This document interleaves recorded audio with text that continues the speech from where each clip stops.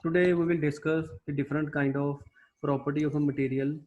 There are mechanical property, electrical property, chemical property, thermal property of a material. The engineering materials are used for different applications, and the engineer should be aware about different kind of properties. With the sound knowledge of different properties, the engineer can be uh, prevent the breakage or wear and tear of a component. So I will going to share the presentation of a different kind of properties.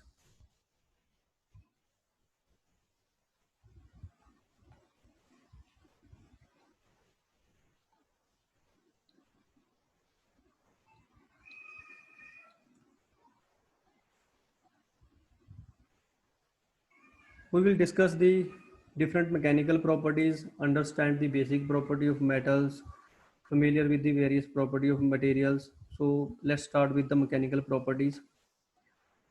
Mechanical properties of the material, first is elasticity. This is the property of a material to regain its original shape after deformation when the external force are removed. All material are plastic to some extent, but the degree varies. For example, both mild steel and rubber are elastic material, but steel is more elastic than rubber. Next is the plasticity. This is associated with the permanent deformation of material when the stress level exceed the yield point. Under plastic condition, material ideally deform without any increase in stress. A typical stress strain diagram for an elastic, perfectly plastic material is shown in figure. You can see there is a stress and strain diagram. After the limit of proportionality, there is the limit of proportionality. I'm going to mark it.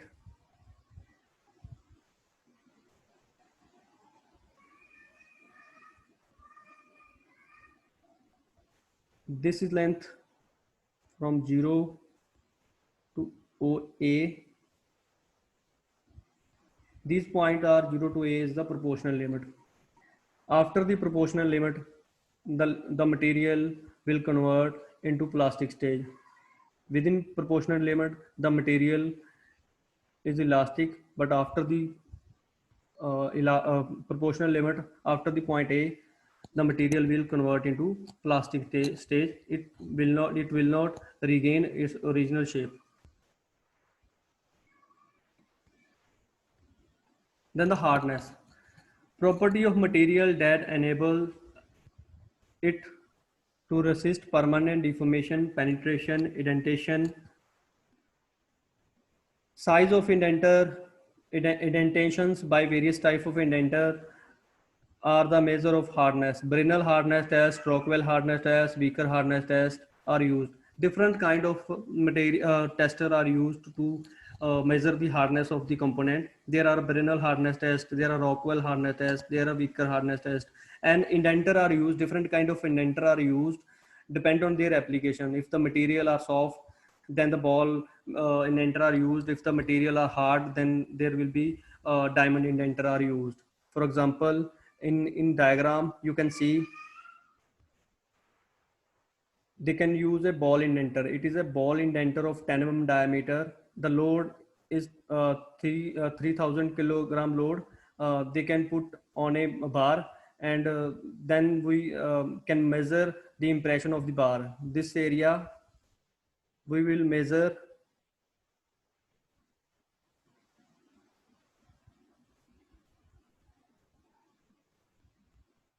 this dimension after the loading.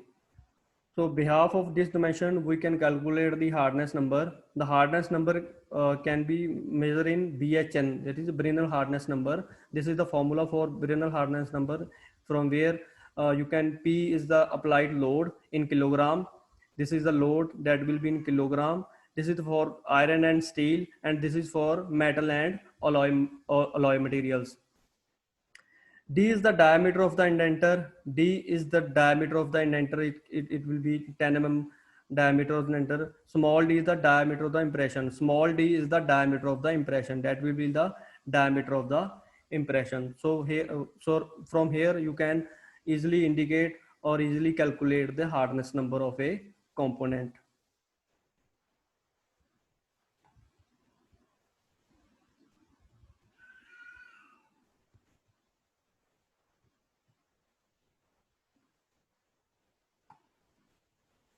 Next, we will discuss the ductility.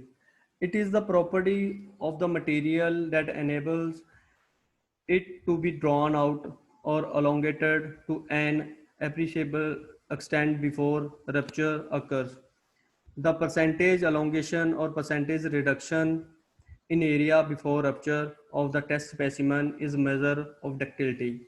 Normally, if the percentage elongation exceeds 15% of the material is ductile. If it is less than 5%, the material is brittle.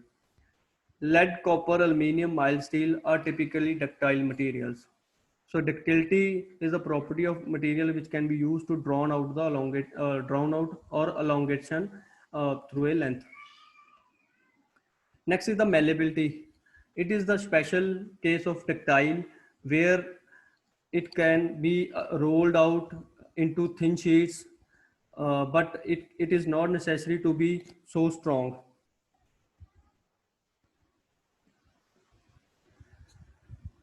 Lead up, soft steel, wrought iron, copper, and aluminium are some material in order to diminishing malleability. Malleability is the property of material from which you can rolled out into thin sheet.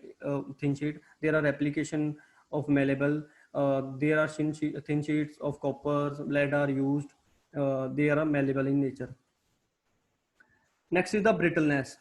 It is the opposite of ductility. Brittle material shows little deformation before fracture and failure occurs suddenly without any warning. Normally, if the elongation is less than 50% of the material is considered to be brittle. For example, cast iron, glass, ceramic are typical brittle material. Brittle material deform and fracture without any warning. You can see in the diagram, there are two diagrams.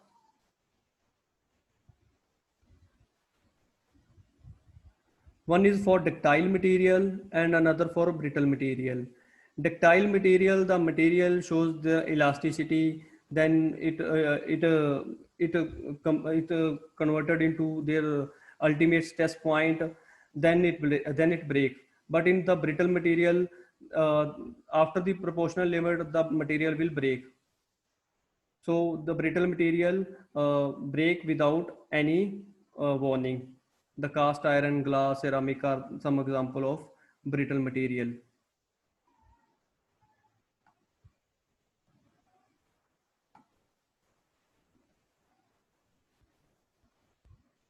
Next is the toughness. It is the property which enables material to be twisted, bent, stretched under impact load, high stress before rupture. It may be considered to be the ability of material to absorb energy in plastic zone. The measure of toughness is the amount of energy absorbed after being stressed up to a point of fracture. There are different kind of tests used to calculate the toughness of the material. We can use Charphi and ISO test. This is the example of the Charphi and ISO test. The hammer strike on the specimen and and on the basis of their energy stored in the specimen, we can calculate the toughness of the material. So different kind of tests are used to calculate the toughness of the material. Next is the creep. When a member is subjected to a constant load over a long period of time, it undergoes a slow permanent deformation. This is termed as a creep. It is dependent on temperature. Usually at elevated temperature, creep is high. So creep is a slow process in which the deformation takes place permanent. So when the temperature is high, elevated, then the creep is high. Then the chemical properties, some of the chemical properties, the ease and the speed with which an element combines and reacts with other elements and compounds is called reactivity. Metal usually react by losing electron to other atoms. For metals are very reactive.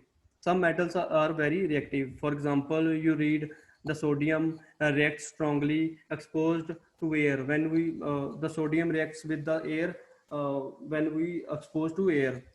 To prevent a reaction, sodium and metal like it must be stored under oil and in sealed containers. By comparison, gold and platinum are valued for their lack of reactivity and because they are rare. Their activities of the other metals fall somewhere between those of sodium and gold.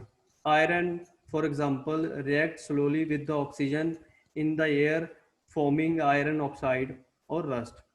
If iron is not protected by paint or plated with another metal, it will be slowly turn to reddish brown rust. The destruction of metal through this process is called corrosion.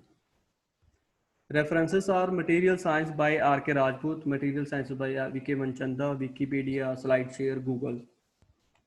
Thank you.